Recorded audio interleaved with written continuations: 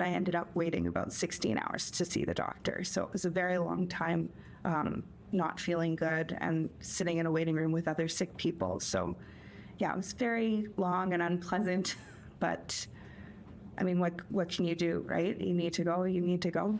A Winnipeg woman says while having a cardiac episode, she hesitated going to the emergency room because of long wait times. Now, looking back, she says she would have made a different call, possibly saving her from waiting most of the day to finally get care. On that day, I did end up having an episode where my heart rate went to about 175. It was quite high.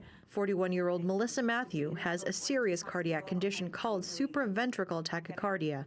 On January 7th, during a dodgeball game, she began having cardiac distress. When your heart is beating that fast at about 175, 180 beats a minute, it's actually not pumping anymore. It's just beating really fast. So you'll feel lightheaded, dizzy, you're not getting enough oxygen, so you're probably struggling to breathe. Matthew says when she checked on hospital wait times, they were showing at least 13 hours. So she drove herself home and laid on the floor, trying deep breathing and meditation to bring her heart rate down. I think when I looked at the time and realized it had been about 3 hours since I went into my episode, I thought, oh, that's a bit of a long time for my heart to be working that hard. And I didn't want to cause any damage to my heart muscle. When the situation didn't get any better, I decided to call 911. The paramedics came to my house. They did a little bit of pre-treatment, and at that point my heart was already starting to come back down. But coming down from an episode isn't the same as being right in the middle of it, and Matthew says it likely gave her a much longer wait time.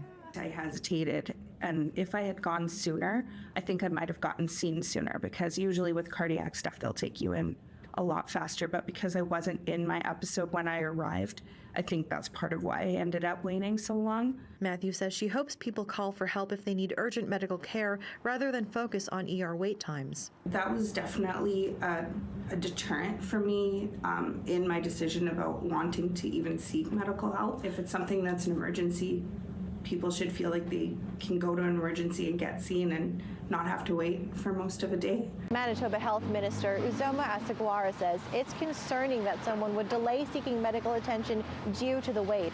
They say the government will never stop working to cut wait times, and those who are in need of emergency care should go to the ER. In Winnipeg, Joanne Roberts, City News.